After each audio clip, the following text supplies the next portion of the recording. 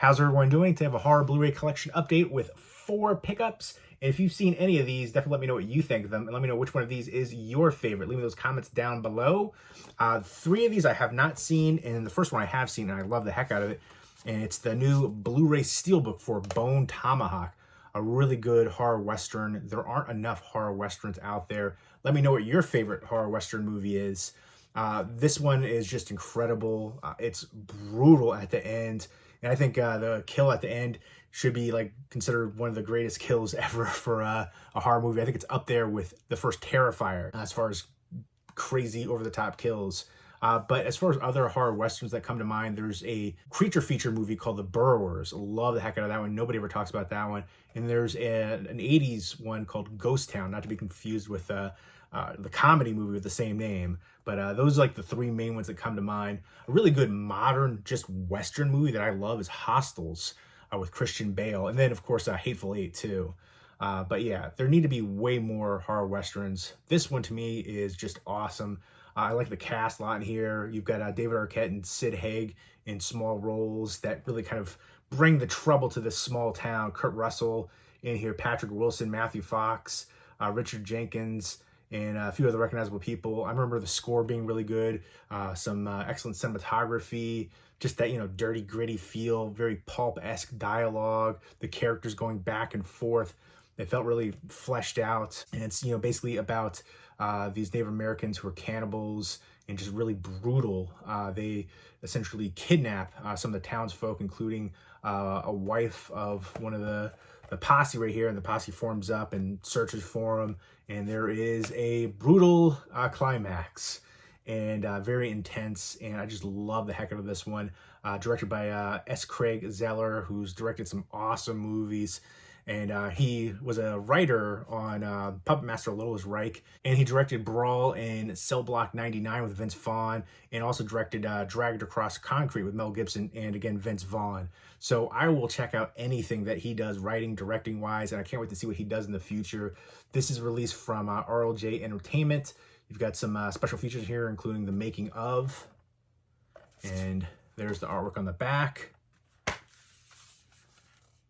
And it's got like a kind of like a brush matte finish. It's not glossy. And then here are the 2 discs right there, the Blu-ray, and then you have the DVD. And there's the interior artwork. So yeah, this is one that I am a big fan of. And I'm trying not to double dip quite as much, but I had to get this one. The other one, I have the previous Blu-ray release, and I didn't have the slipcover for it. So I was like, you know what? I always want to get the slipcover for it, but now that with the Steelbook, I'll just get rid of the other one. So if anybody's interested in doing a trade or wants to buy the standard Blu-ray sans slipcover, let me know. But I definitely like the design for this one, the artwork choice on the front, and can't wait to revisit this one too. I've seen it a couple times already, but I just love the heck out of it. Next up is Sympathy for the Devil. Now, this one might be more in the vein of Collateral from Michael Mann. That's what it looks like to me, with Jamie Foxx and Tom Cruise. And if you're not a Tom Cruise fan, I'd still highly recommend checking that one out. I love when he plays a character like that. I wish he would play more darker, villainous characters. But this is kind of what it looks like. I don't know if it's going to be like neo-noir, but I want to believe it's going to be something darker and more horror realm. Sympathy for the Devil, where it's basically about this character holding somebody at gunpoint, Nicolas Cage right here, and he's holding Joel Kinnaman and basically making him drive around, and I'm assuming doing, heinous violent crimes. And this is a game of cat and mouse, and it becomes clear that everything is not as it seems. So I would love, I haven't checked out the trailer for it. I only saw like a couple stills and stuff, and it just sounded interesting. I like the cast a lot. But I would love for it to be like, it's the character of like the devil, kind of like Angel Heart, and mixed with Collateral, but we'll see. But yeah, I am a big fan of both of these actors. Let me know what your favorite Nicolas Cage movie is and your favorite Joel Kinnaman movie. For me, like Joel Kinnaman, like the favorite thing that he's done is The Killing TV series, which is the American remake that I'm talking about.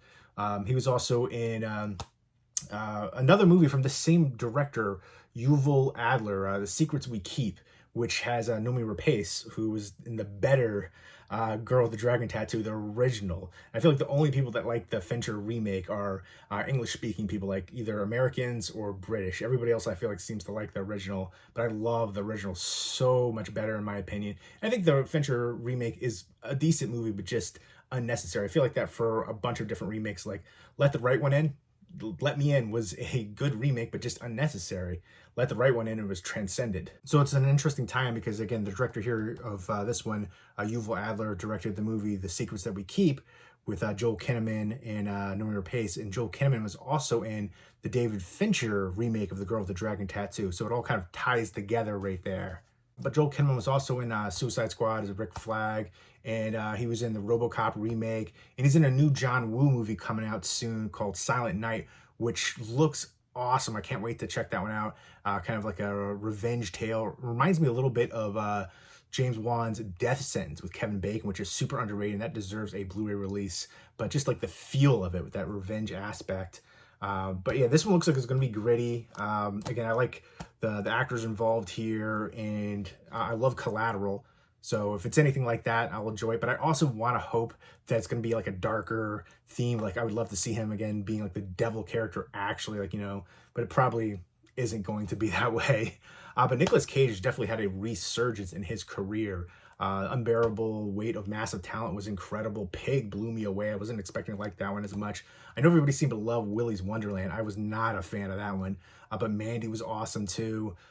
So yeah, I've really enjoyed the heck out of him. I recently rewatched Raising Arizona, and I love that one still to this day. One of my favorite Coen Brothers movies. But yeah, I've enjoyed him for a long time, and I feel like a lot of times people like him for being over the top. But I think he's actually very talented, and he's had such a great filmography. And I'm hoping this one will be another one that just shows how excellent he is. Con Air, of course, too. I think Family Man is underrated, and Weatherman, too. But yeah, excited to check this one out. And next up is Interview with the Vampire Season 1. I love the slipcover to this one. It's got like a matte finish. Very interesting feel for the slipcover. Very unique.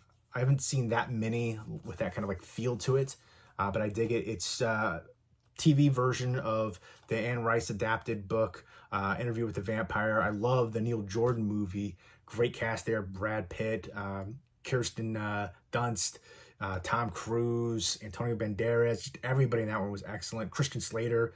But yeah, that is like one of my favorite vampire movies. I'd say probably top 5 for me. My favorite vampire movie of all time is 30 Days of Night. I talk about that one ad nauseum on my channel. I've mentioned it a bunch with recent updates and stuff too. The Extended Periods of Darkness in Barrow, Alaska, The Blood Pops in the White Snow, Ben Foster as the stranger character, the vampires themselves, the grittiness of them, their language, how dark it is. They didn't cop out at the end. I would have to say From Dusk Till Dawn is probably my second favorite. But I know a lot of people choose like Bram Stoker's Dracula, Nosferatu, the Universal Dracula, the Spanish Dracula too.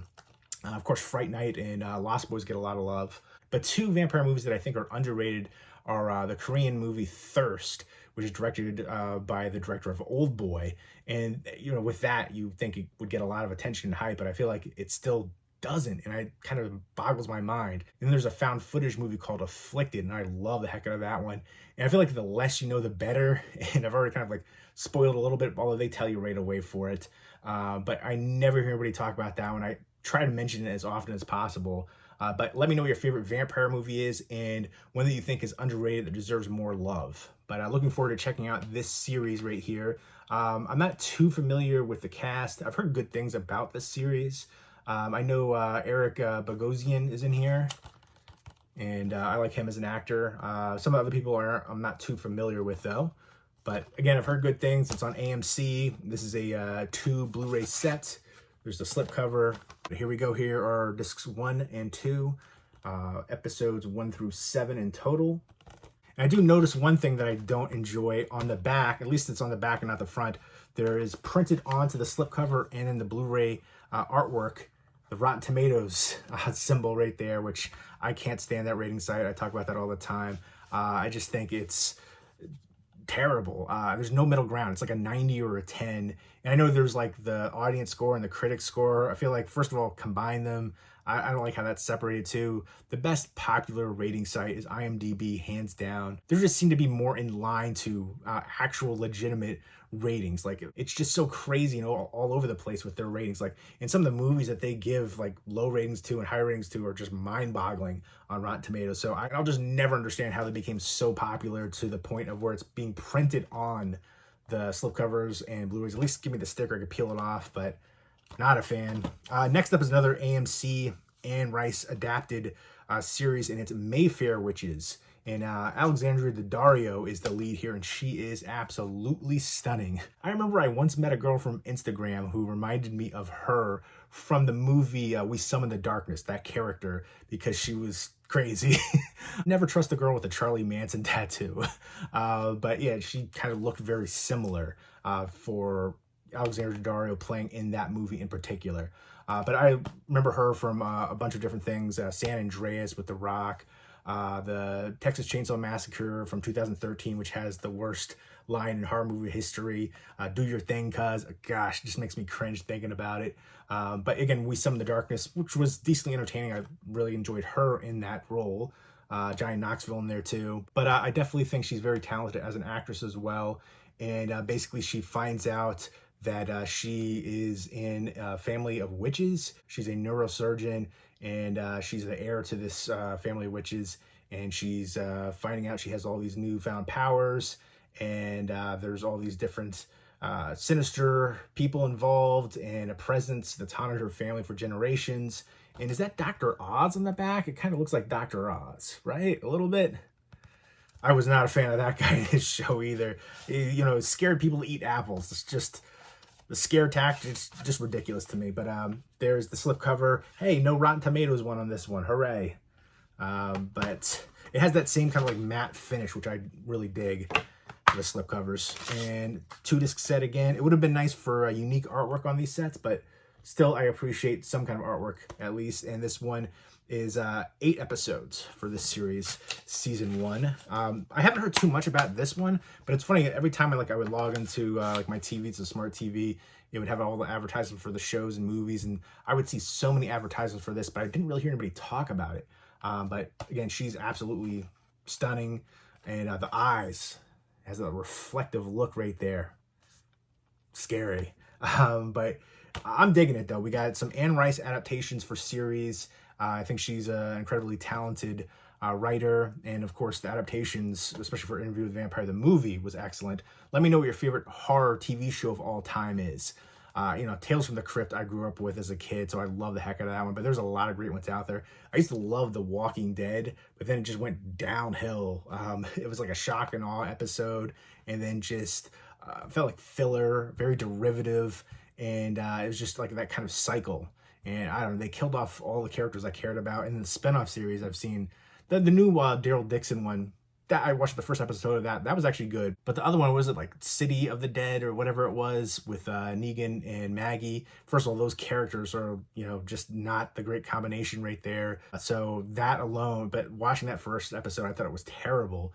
But it very much looked like Escape from New York, the picture that they use for it. But there's been a lot of great horror shows that have been on the past few years. I feel like horror's become super popular. When I was younger, it was like the opposite. It was like, you know, the outcasts were into horror movies. I'm rocking my Blood Diner t-shirt while, you know, walking around my neighborhood, walking my dog and stuff. People are probably looking at me weird, but that's an all-time favorite of mine too, by the way. Great 80s horror comedy movie. But yeah, Chucky's real popular, that series, American Horror Story. There's so many different ones right now. So I feel like it's become trendy, you know, but hopefully we'll see some good ones. I do like Fear the Walking Dead. I felt like that was actually a spinoff that was better than The Walking Dead for a long time. The first like 3 or 4 seasons of The Walking Dead were awesome. After that, just went downhill. And it was one of those shows where like it's still on. I remember seeing advertisements like the final season, the final episodes, and all the comments were saying the same thing. I was thinking, this is still on? I remember everybody would rave about that show. People would talk about it on Sundays, post about it on Facebook, social media, and then it just stopped out of nowhere. But I digress. These are the 4 pickups. We've got 2 TV shows, which I'm looking forward to checking out. And then the movie right here, Sympathy for the Devil. I don't know if it's going to be more neo-noir or horror. I'm hoping it'll be a combination, kind of like Collateral meets Angel Heart. And then the Bone Tomahawk Steelbook, which I love the design for this. I love the heck out of this movie. Just incredible. We need more horror westerns. So there we go. Let me know what you think of these if you've seen them, and let me know which one of these is your favorite. Leave me those comments down below, and I hope everybody's doing well. Take care.